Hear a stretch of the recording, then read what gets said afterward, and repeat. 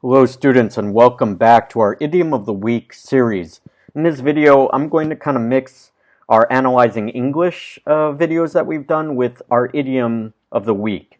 And we're going to talk about the idiom that has kind of a cultural insight to it that I want to discuss. It focuses on American English, American culture, and the idiom that I want to focus on today is let's do lunch. Or more generally, we could say let's get together.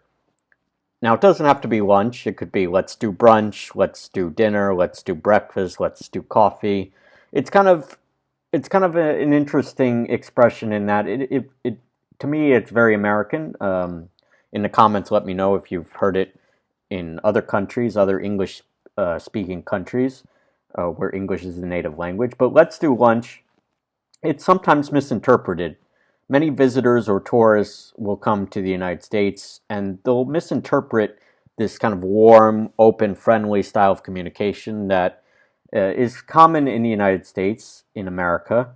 And these visitors will get confused. They'll want to follow up, they'll want to set a date right away, they'll want to be very proactive in meeting the next day or the next week.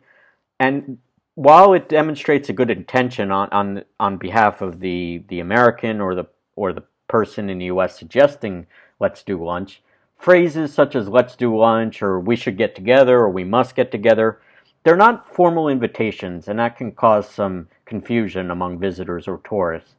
They're more like a polite way to bring a conversation to an end, to suggest meeting up in the future, but there's usually no specific date or time given. So it's kind of a casual invitation. So that person, it's difficult to tell if they're being serious or not. You may have to follow up with them in a week or a month or a few months, but it's not common really to do lunch right away or have plans set right in stone. That puts a lot of pressure on the American who's suggesting it to kind of follow up very quickly or to follow through. People are very busy. It's a kind of a very fast-paced environment that many Americans live in. There's a lot of different responsibilities or priorities they may have. When they say let's do lunch, it's kind of a way to say goodbye or let's catch up again, but oftentimes there's not going to be a date in mind right away. Now they could follow up, but it's oftentimes not in the next day or the next week. It sometimes takes a few months or even a longer time than that to get together. So the idiom should be not taken quite so literally or so formally. It's more of an informal way of saying, hey, it's good to see you. Let's try to do this sometime. Now, when somebody says, let's do lunch, you would assume, okay, let's do it this weekend or the next day. But oftentimes in American culture, it's more of a warm way of saying, hey, it was nice seeing you. Hopefully we can do it again. But if it doesn't happen, it's not the end of the world. So it's not an actual invitation. It's a polite way to bring closure to a conversation. So try not to misinterpret it. It's not insincere, it's just not very direct. It's kind of an indirect way to show you have good intention, the person likes you, they want to meet up again, but it's not something that's going to happen right away. So if you feel annoyed by that, I understand, but it's kind of the communication style that's very common. But if you feel like you want to get to know the person again, they won't mind if you propose a lunch or dinner in a week or two or down the line. It just doesn't have to be right away.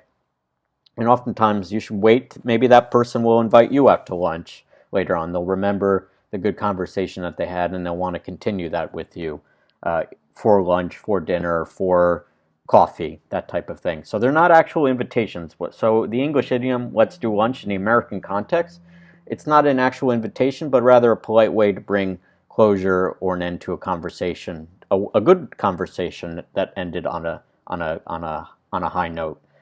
So that's basically the idiom I wanted to cover, and I wanted to give in this video, this idiom of the week, I wanted to talk about let's do lunch in a cultural context within the United States. So if you like this video, please remember to subscribe to our YouTube channel, English from A to Z. Hit that like button if you enjoyed this explanation of let's do lunch. And I hope to see you soon for another video, especially our Idiom of the Week series, where we focused on now 13 idioms in the English language. Remember to go to our website too to subscribe to our newsletter, www.englishfromatoz.com /newsletter. Thanks again so much for watching our YouTube channel, and I'll see you again soon for another video. Take care now. Bye-bye.